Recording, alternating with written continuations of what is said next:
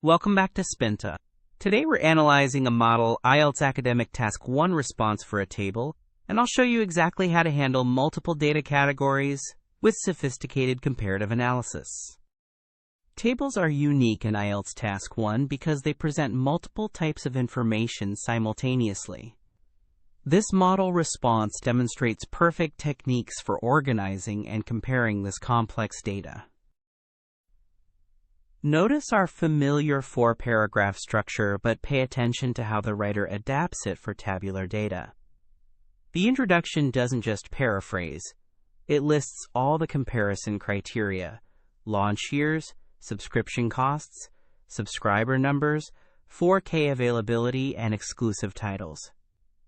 This comprehensive approach immediately shows the examiner you understand the full scope of the data. The overview is particularly sophisticated here. Instead of trying to summarize every column, it identifies the most significant patterns: Netflix's dominance, the pricing strategies of newer platforms, and the relationship between establishment and pricing. This selective focus demonstrates analytical thinking. Look at this brilliant overview statement. Established platforms generally command higher subscription fees but offer more comprehensive content portfolios. This sentence synthesizes multiple data points into a meaningful insight.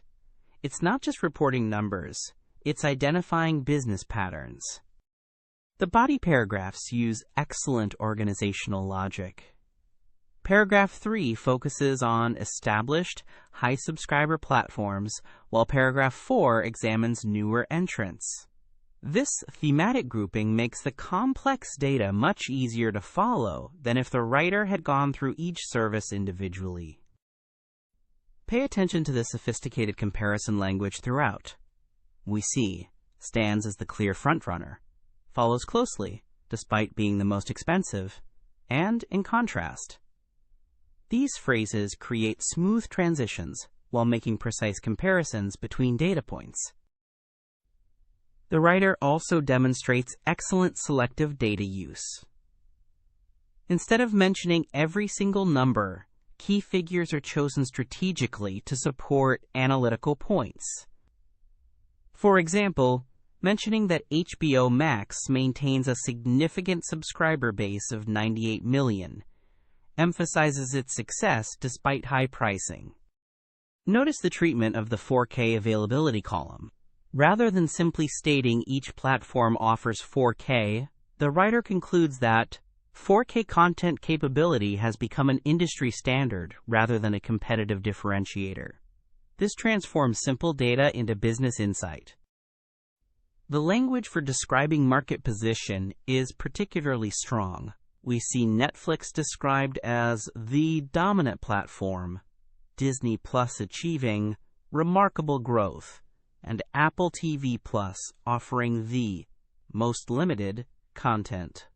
These descriptors are much more engaging than simple numerical comparisons.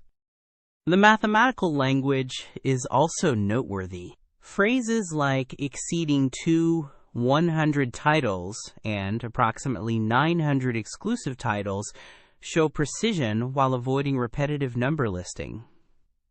The writer varies the way numerical data is presented throughout the response. Finally, observe how the writer handles multiple data types. Financial information uses different language than subscriber numbers, which differs from content descriptions. This varied approach demonstrates flexibility and prevents monotonous repetition. This response succeeds because it treats the table as a business comparison rather than just a data dump.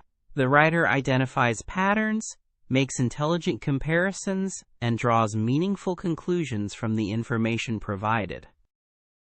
When approaching IELTS tables, always look for themes and patterns that connect the data. Don't just report. Analyze and compare intelligently.